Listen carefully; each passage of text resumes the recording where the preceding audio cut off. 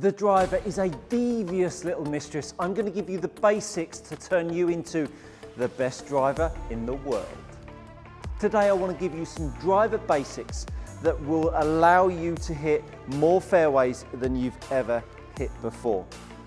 The first thing that you will have heard of is I've got to hit up on my driver. Hitting up on the driver can come in two forms. Firstly, and the most common form, the only one you will have heard of, is trying to get the handle and the club head to rise up. You may not have heard specifically that the handle should elevate through strike, but you will have understood that if the club head is swinging up on the golf ball, then surely the handle must rise up too. Then you would have understood that, or been advised to, get the spine tipped back, get the left shoulder a little bit higher so that you can really start to hit up on the golf ball. And before you know it, you'll be carting them off into the trees like a beauty. And the reason for this is because most of us would logically think that if I want to hit up on the golf ball, feeling left shoulder high, feeling all of the golf club rise up is a good way to go. Let me tell you, it's the worst thing you can ever do. Sorry about that. We need to understand that actually we can hit up on the golf ball by simply meeting the ball past the point that the handle is set in. So if I was to meet that golf ball past the handle point or the pivot point between the shoulder and the club head, I would actually strike the golf ball on the way up. What I wouldn't have to then do is try to sit back and rise the handle up. So what I could actually feel is a handle could feel like it's down underneath me. And as long as I meet the golf ball after the pivot point on the left hand, I could still hit up on the golf ball. So there's the club swinging down. Now all of a sudden I'm going to keep the handle down and the club swing, and all of a sudden I now create an angle of attack up on the golf ball, 1 degree, and I still get a draw on the golf ball. Now it's important to understand that when you hit up on the golf ball, the reason for hitting up on the golf ball is to create a couple of ingredients. First of all, getting the ball high launch. That one was super high because I caught it a little bit high off the face, bit of a higher tee than I would usually play. But hitting it up on the golf ball gets the high launch that we're all looking for. But a lot of the time when you're a slicer of the golf ball, you already have a high launch. And here's the double whammy. The more that you try to, or the more that you get the club head hitting past the pivot point of the handle, look where the face is now pointing. The face is now pointing off to the left.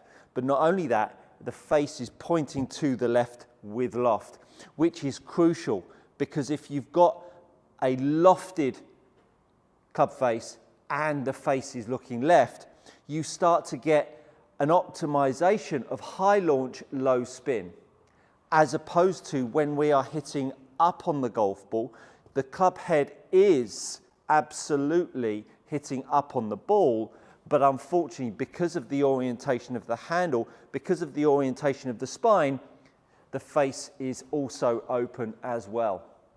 So angle of attack and how you obtain that angle of attack, the good way, the bad way. The good way will really allow you to feel that transition of power down at the bottom of the golf ball to allow you to hit up and to hit draw. Trackman didn't get that one, so let's give that one another go. So feeling, as I just said there, the handle down, the club head unloaded. Now I can hear already in the comments as you're typing away, oh Stuart, you're flipping the club. Flipping the club is turning the face down. I'm unloading the lever, which is making the face move around me, which is simply keeping loft on the golf club, but the loft is now looking left. The club head has overtaken, but it has not flipped and turned the face down. Distinguish between the two out there, folks. So understanding that the club can unload, but it also points the loft up and to the left, which gives us the opportunity to start hitting some draws. Now, as I say, angle of attack is crucial for good driving. The second one that everybody wants to create is some speed, and how we create speed is equally as important as finding fairways, because ultimately, at the end of the day, you are someone that takes the driver out to hit it a long way. Therefore, the real key component in creating great speed in a golf swing is your ball position. The more I put the golf ball forwards in my stance, not from a hitting up perspective, but from a perspective that allows me to pull and swing, the further that golf ball is forwards, the more time I have to unload the lever from a loaded lever position. And all the time you're able to feel that, you're going to feel like the harder you pull, the more time you have to unload. So pulling and unloading are key components of creating good speed. Now, if you haven't checked out a video of mine, Power at Impact, do go and check it out, because that will really give you a good idea of how this wrist function works down through strike. Because the wrist function down through strike, if you are someone that has tried to bowed your left wrist to make a draw happen, you're really missing out on some energy. So the sensation of how you can pull on the club, narrowing the arc, which creates some load, creates some stored power for it to unload, is going to give you the opportunity to create the speed. So the ball being further forwards, outside of my left foot, would then start to feel like, if I was to unload the golf club, the further the ball is forwards, can you see how the club would actually hit up and the loft would look left? So if I actually aimed dead straight and I had the ball that far out, as I catch the golf ball, look how far left that golf ball will go. It will wang itself off mighty left. Now, if you're someone that has sliced the golf ball, that is an absolute joy, because what you're going to see is a bending to the left with a high ball flight. As dramatic as that is, imagine now just aiming up down the right with your buddies, and then you start unloading the golf club, and then you start hitting the ball with draw down the fairway. You might start to catch some real attention. So hitting up at 5.5, I've hit from the inside at 7.5, and the face is close to the path. So the ball position, whilst it's a scary thought, the further forwards the ball gets, the more opportunity a golfer has of loading and then unloading. It's the unloading that we all need to work on harder with our driver. And that leads me beautifully on to the third basic principle that golfers out there need to understand. A lot of the time you'll be down the range with your 7-iron. You'll be bashing your 7-iron away, and you might be having the practice session of your life after you've watched the content on my channel. And because of that, you're going, my goodness, that's Stuart Cartwright, good golf coaching, arguably the best YouTube instructional channel on the planet, and you'll be having some really good practice sessions, and you'll be hitting some lovely shots. And then what you'll do is you'll pick your driver up and you'll try and make it feel exactly the same. Well, let me tell you, it is not possible. You cannot make your driver feel the same.